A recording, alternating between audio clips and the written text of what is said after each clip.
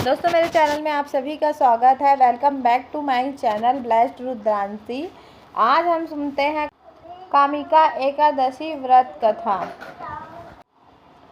कामिका एकादशी व्रत कथा। युधिष्ठिर ने पूछा, गोविंद वासुदेव, आपका मेरा नमस्कार है। श्रवण के कृष्ण पक्ष में कौन सी एकादशी होती है, कृपया उसका वर्णन कीजिए। भगवान श्री कृष्ण बोले, राजन सुनो, मैं तुम्हें एक पाप नाशक उपख्यान सुनाता हूँ, जिसे पूर्व काल में ब्रह्मा जी ने नारद जी से के पूछने पर कहा। नारद जी ने प्रश्न किया, हे भगवान, हे कमलनासन, मैं आपसे यह सुनना चाहता हूँ कि श्रवण के कृष्ण पक्ष में जो एकादशी होती है उसका नाम क्या है, उसके देवता कौन है तथा उनसे कौन सा पुण्य होता है। प्रभु यह सब बताइए। ब्रह्मा जी ने कहा, नारद सुनो, मैं संपूर्ण लोक की हित की इच्छा से तुम्हें प्रश्न का उत्तर दे रहा हूँ। श्रवण मास में जो कृष्ण पक्ष की एकादशी होती है उसका नाम है कामिका। उसके स्मरण मात्र से वजोपाय यज्ञ का फल मिलता है। उस दिन श्री हरि, श्रीधर, विष्णु, माधव और मधुसूदन आदि नाम से भगवान का पूजन करना चाहिए। भगवान श्री कृष्ण पूजन से जो फल मिलता है वह गंगा, काशी, नैमिषारण्य तथा पुष्कर क्षेत्र में भी सुलभ नहीं है। सिंह राशि के बृहस्पति होने पर तथा वैपी पात और दंड योग में गदौरी स्नान से जिस फल की प्राप्ति होती है वही फल भगवान श्री कृष्ण के पूजन से भी मिलता है, जो समुद्र और वन सहित समुचित पृथ्वी का दान करता है। जो कामिका एकादशी का व्रत करता है वे दोनों समान फल के भागी माने गए हैं।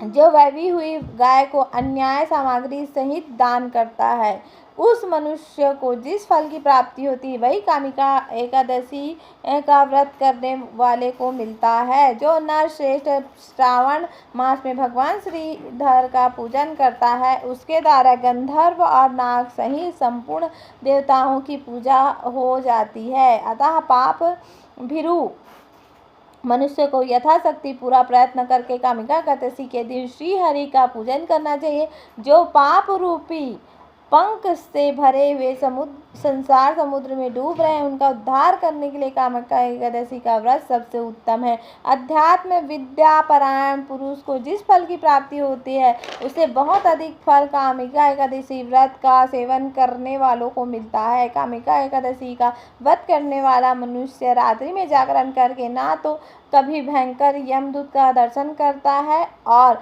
ना ही कभी दुर्गति में ही पड़ता है। लाल मणि, मोती, वैदुर्य और मूंगे आदि से पूजित होकर भगवान विष्णु वैसे संतुष्ट नहीं होते जैसे तुलसी दल से पूजित होने पर होते हैं। जिसने तुलसी की मंजरियों से श्री केशव का पूजन कर लिया उसके जन्म भर का पाप निश्चय ही नष्ट हो जाता है।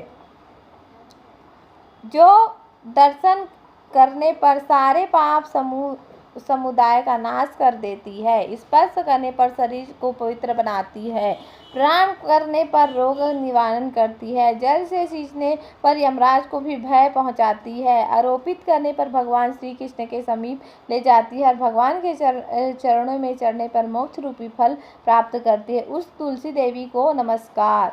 जो मनुष्य एकादशी को दिन रात दीप दान करता है उसके पुण्य की संख्या चित्रगुप्त भी नहीं जानते। एकादशी के दिन भगवान श्री कृष्ण के सम्मुख जिसका दीपक जलता है उसके पितृ स्वर्गलोक में स्थिर होकर अमृत पान से तृप्त होते हैं। घी या